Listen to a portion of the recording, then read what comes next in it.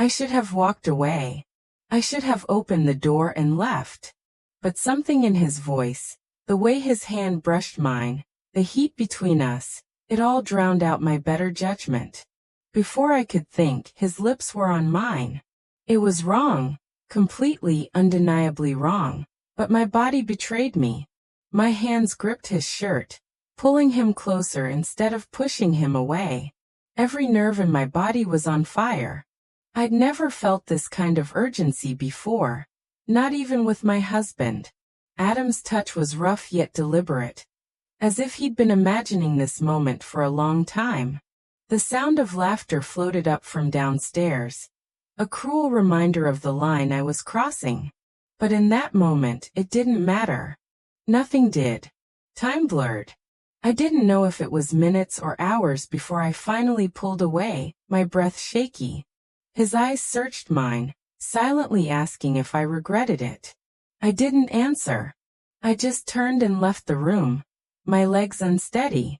When I rejoined the group, my husband smiled at me, completely unaware. Adam sat across the room, sipping his drink like nothing had happened. The rest of the night felt like a surreal dream.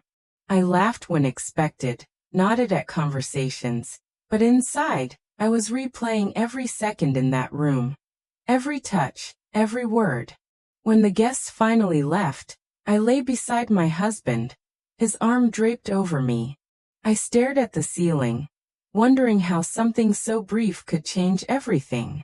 Adam had left with nothing more than a glance in my direction. But I knew that glance wasn't an ending, it was a promise.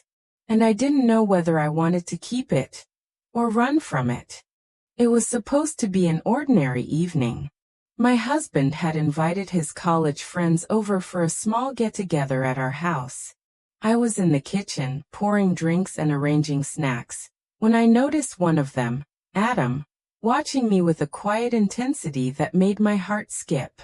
Adam was different from the others. While everyone else was loud and boisterous, he spoke little, smiled subtly, and seemed to take everything in with his eyes. I'd met him only a couple of times before, but tonight, something about him felt dangerous. As the night went on, laughter and conversation filled the living room. My husband was caught up in an animated debate with another friend, barely noticing I'd slipped away to grab more glasses. Adam followed me to the kitchen. "You look like you could use a break," he said, leaning casually against the counter. I chuckled nervously.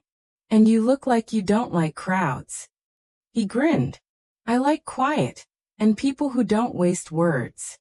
There was a pause, long enough for me to feel the weight of his gaze. I quickly busied myself stacking plates, but I could feel him stepping closer. My pulse quickened.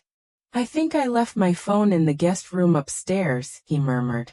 "Would you mind helping me find it?" I hesitated. "Can't you? It's just easier with the light on," he interrupted, his tone soft but insistent.